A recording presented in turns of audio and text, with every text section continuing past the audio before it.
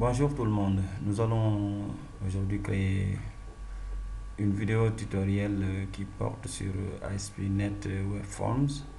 Dans la partie 1, nous allons créer un nouveau projet, ensuite modifier l'apparence du projet et créer un formulaire permettant d'ajouter ou bien de modifier des informations vers une table dans une base de données SQL Server. Fichier, allez sur Fichier, Nouveau, Projet. Dans cette partie, sélectionnez Visual Studio 2012. Au milieu, vous sélectionnez Application Web Form. Le nom du projet, nous allons mettre mon site web.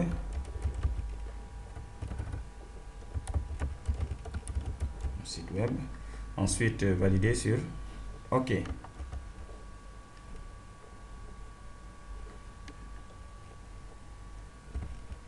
Bien, vous obtenez ainsi votre site web. Vous avez le site ici, mon site web. Maintenant, ouvrez la page site master. Nous allons essayer de procéder à quelques modifications. Ici, à ce niveau, au niveau du title, nous allons remplacer la valeur par défaut, nous allons remplacer par subdeco. Et dans une autre partie aussi, au niveau du logo, là où il affiche le logo de mon site, vous remplacez par subdeco. Et aussi au niveau de votre footer, au niveau du footer ici, on va mettre le nom subdeco, le nom de notre école en quelque sorte.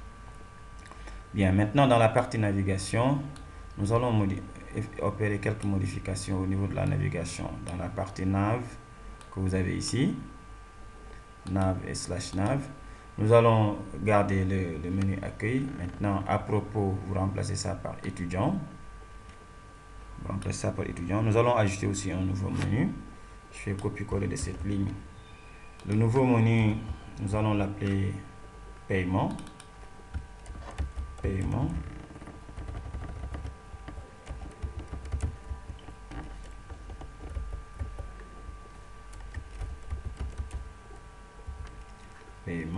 Ce menu va être ouvert par une page paiement aussi pour le lien. Enregistrer, c'est bon. Nous allons ajouter un nouveau formulaire. Vous allez au niveau du site, clic droit ici sur mon site web, ajouter nouvel élément. Nous allons sélectionner web form avec page maître. Et ici, vous allez mettre juste étudiant.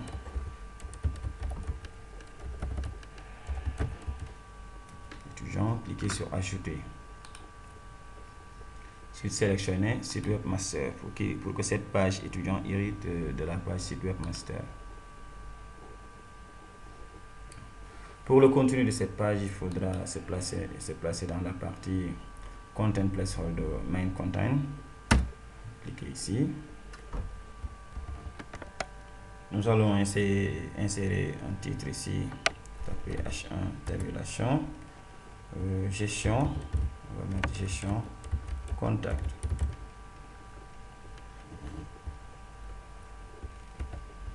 Donc, nous allons arrêter pour la partie Visual Studio et partir dans notre serveur, créer la base de données ainsi que la table contact. Ouvrez votre Microsoft SQL Server Management Studio.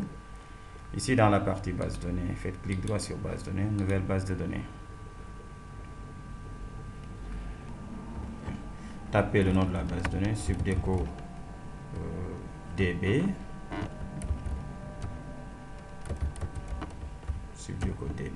validez sur OK.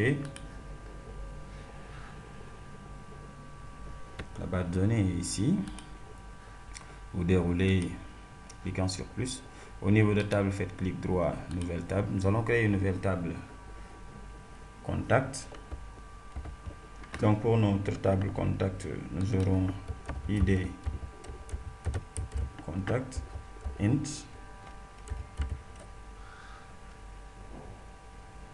Ensuite, nous aurons nom varchar 50, téléphone,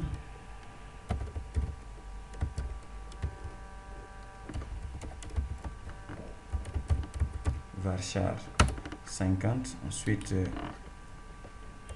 adresse, et cette fois-ci nous allons mettre varchar 200, comme les adresses sont un peu plus longues.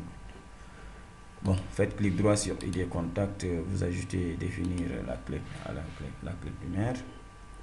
Maintenant, clic droit ici, vous allez sur propriété.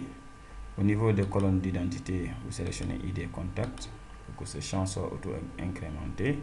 Maintenant, il va falloir enregistrer cette table au nom de contact. Donc, au niveau de notre formulaire Visual Studio qu'on était en train de créer tout à l'heure, nous allons créer un champ pour nom, champ pour téléphone, champ pour adresse. Et pour le champ ID contact, nous n'avons pas besoin qu'il soit visible. Donc, nous allons utiliser un hidden file. Donc, nous allons continuer ici. Insérer la balise div tabulation. Et dans cette balise div, nous allons mettre une table. Tabulation. Une table avec deux cellules sur chaque ligne. Donc, je vais devoir copier cette ligne. Donc, au niveau, en haut de la table, je vais insérer un hidden field.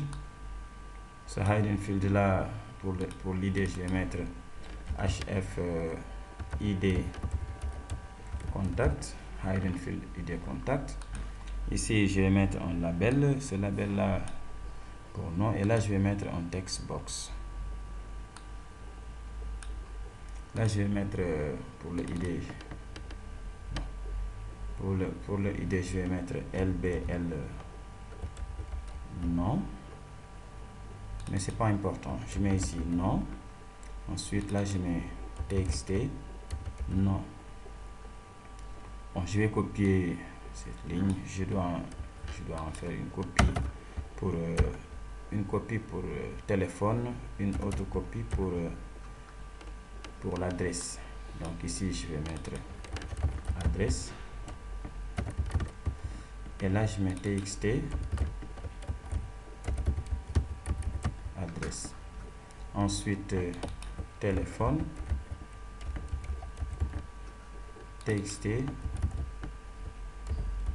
téléphone. Maintenant il me reste à mettre les boutons. Donc, je vais copier cette ligne. Donc je vais vider ça. Le label, j'en aurai pas besoin. Ça aussi, je vais remplacer par des boutons. Et l'objet bouton encore. Bouton. J'en fais une copie. Je vais créer un bouton pour enregistrer, un bouton pour supprimer, un bouton pour annuler.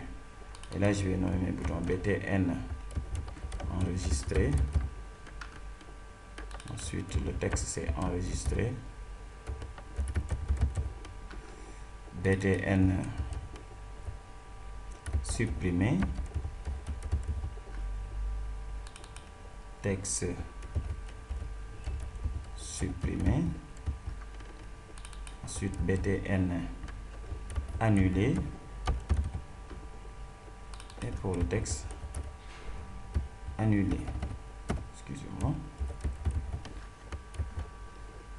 Maintenant, je vais aussi prévoir en bas des lignes pour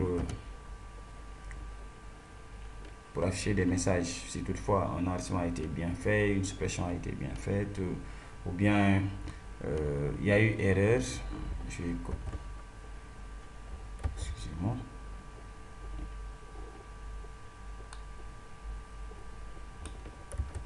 Je copie et ensuite je vais dégager ce dont je n'aurai pas besoin. J'enlève tout ça. Je vais mettre un label, et au niveau du label ID, je vais mettre lbl message. OK, je vais mettre OK message. LBL OK message. J'enlève le texte. Ensuite, je copie encore cette ligne pour mettre ici bien je copie ce message là et ça va être ici LBL erreur message. Donc pour le OK message, je vais mettre le for color, je mets green. Si c'est bon, il affiche en vert. Et s'il y a erreur, je vais mettre for color en red. C'est bon. Bien, exécuter pour voir ce que cela va donner. Bon, nous obtenons ça. Bon, chers amis, nous allons arrêter cette vidéo ici et dans la prochaine vidéo, nous essayerons de créer des procédures stockées pour l'envoi, pour l'enregistrement, la modification et la suppression. Et ensuite, créer l'interaction entre le formulaire et cette base de données. Merci beaucoup, à très bientôt.